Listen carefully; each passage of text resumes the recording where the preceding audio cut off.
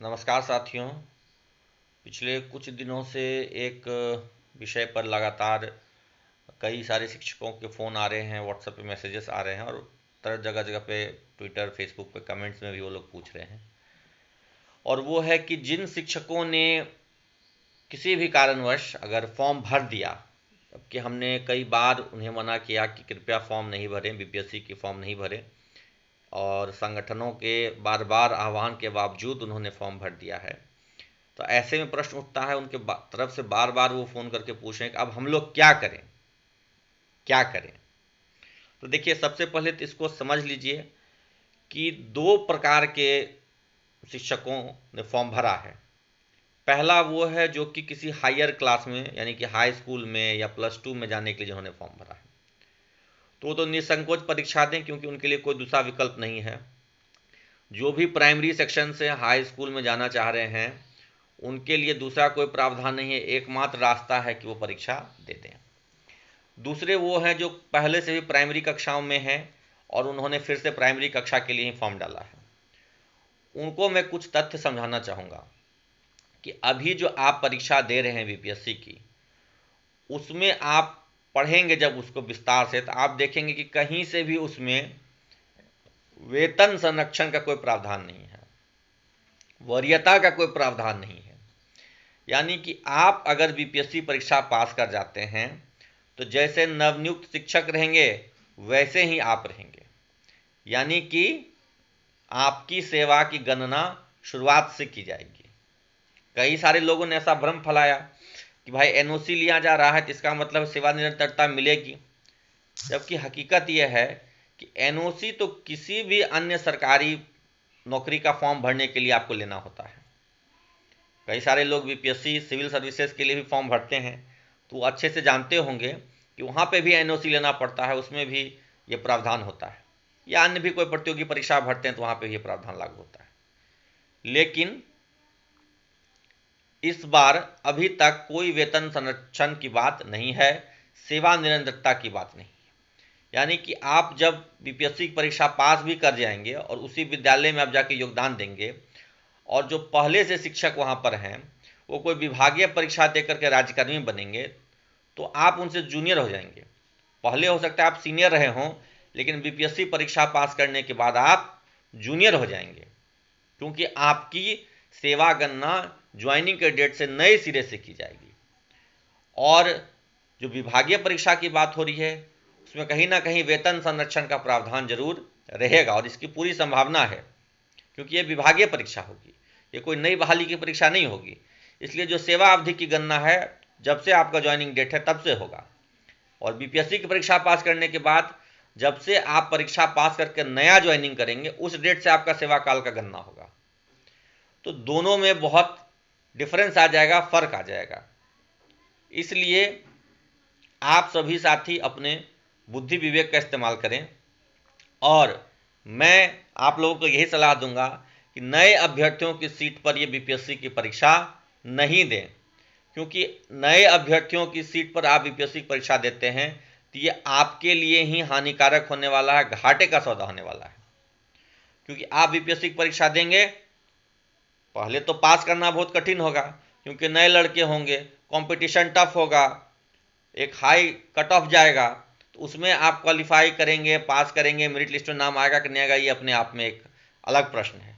लेकिन उसमें से अगर आप पास कर भी गए, मेरिट लिस्ट में आ भी गए, तो सीनियोरिटी का लॉस हो जाएगा। अच्छा, दूसरी बात यह है कि ये बात भी निश्चिंत है कि आपकी नियोजन इकाई बदल जाएगी। क्योंकि नियोजन इकाई भंग कर दी गई है तो आपको अपने रैंक के हिसाब से पोस्टिंग मिलेगा, और पोस्टिंग मिलने के बाद आपको फिर प्रोबेशन पीरियड लगेगा। तो आपको कई तरह के घाटे हैं। एक तो आप जहां वर्तमान में हैं वहां से आपको हटा करके किस जगह पोस्टिंग मिल जाएगी आप नहीं जानते हैं। दूसरी बात, वरीयता का नुकसान हो जाएगा। तीसरा है कि प्रोबेशन पीरियड आपको झेलना पड़ेगा। जो नई बहाली में शामिल हो रहे हैं उनको बहाल होने के बाद फिर से 2 साल का प्रोबेशन पीरियड झेलना पड़ेगा। और हम जा रहे जैसे जो शिक्षक हैं जो विभागीय परीक्षा दे के जाएंगे, जिन्होंने फॉर्म वॉर्म नहीं भरा है या जिन्होंने फॉर्म भर भी दिया है वो परीक्षा नहीं देते हैं, तो उनको विभागीय परीक्षा के बाद सेवा निरंतरता का भी लाभ मिलेगा, वरीयता का भी लाभ मिलेगा, पोस्टिंग भी वर्तमान में जहां हैं वहीं रहेंगे। ऐच्छिक स्थानांतरण के तहत आप भले लेकर के किसी दूसरे जिले में जा सकते हैं। तो बीपीएससी परीक्षा पास करने से घाटा ही घाटा है, फायदा कम नुकसान ज़्यादा है। इसलिए जिन भी शिक्षक साथियों ने प्राथमिक कक्षाओं के लिए बीपीएससी का फॉर्म भरा है, उनसे सादर अनुरोध है कि हे प्यारे शिक्षक साथियों, ये नई बहाली की जो परीक्षा है ये नए अभ्यर्थियों के लिए रहने दीजिए। सरकार हमारे तरफ सकारात्मक रूप से झुकी हुई और सरकार इस चीज़ को वॉच कर रही है, क्योंकि जब हम लोग गए थे वरिष्ठ नेताओं के पास तो उन्होंने बार बार इस 63,000 के आंकड़े का उल्लेख किया था। अरे 63,000 तो फॉर्म भर दिया है, आप लोग कह रहे हैं कि कोई नहीं भरेगा, कोई नहीं भरेगा, उन्होंने तो भर दिया। तो फॉर्म भर दिया, चलिए गलती हो गई, गलती को सुधारिए। अगर आपने प्राथमिक कक्षाओं के लिए भरा है तो परीक्षा मत दीजिए, क्योंकि सरकार इस चीज़ को ऑब्जर्व कर रही है, देख रही है। और आप परीक्षा देंगे, पास नहीं कर पाएंगे तो हो सकता है सरकार कुछ ऐसा प्रावधान कर दे कि जो बीपीएससी की परीक्षा में बैठे हैं उनके लिए अलग प्रावधान होगा, जो नहीं बैठे हैं उनके लिए अलग प्रावधान होगा। इस तरह की भी बात हो सकती है। तो इसलिए आपके हित में यही होगा कि प्राथमिक कक्षा के अगर आप शिक्षक हैं और आपने बीपीएससी में प्राथमिक कक्षा के लिए फॉर्म डाल दिया है तो उस फॉर्म को बिल्कुल मतलब समझिए कि वो कैंसिल हो गया। एडमिट कार्ड भी डाउनलोड मत कीजिए, डायरेक्ट आप जो है इंतज़ार कीजिए कि विभागीय परीक्षा होगी या जो भी प्रक्रिया तय होगी उसके तहत आप राज्यकर्मी बनेंगे और उसके बाद फिर आप ऐच्छिक स्थानांतरण लेकर के जहाँ जाना है वहाँ जाएंगे। नई बहाली में बिल्कुल भी शामिल होने का बोझ मत उठाइए, उसमें परीक्षा में मत बैठिए। बैठेंगे तो आप स्वयं फंसेंगे, उसके लिए संघ किसी तरह से जिम्मेदार नहीं होगा, क्योंकि ये तय मानिए कि राज्यकर्मी का दर्जा मिलना गारंटीड हो चुका है और राज्यकर्मी मिलेगा वरीयता के साथ, वेतन संरक्षण के साथ और ऐच्छिक स्थानांतरण के साथ। तो इसलिए जो भी साथी अभी इस वर्तमान कुचक्र में फंसेंगे वो अपना ही बुरा करेंगे, अपना ही अहित करेंगे। आप कालांतर में उसके लिए शिक्षक संगठनों को दोष नहीं देंगे कि हमें उन्होंने नहीं समझाया, नहीं बताया, हमने फॉर्म भरने से भी मना किया था, बार बार मीडिया चैनल्स में जाकर के बयान दिया कि फॉर्म नहीं भरे, लेकिन आप लोगों ने फॉर्म भर दिया। कोई बात नहीं, भर दिया तो एक गलती की, अब दोबारा गलती परीक्षा देकर के मत कीजिए। किसी भी सूरत में आप परीक्षा मत दीजिए।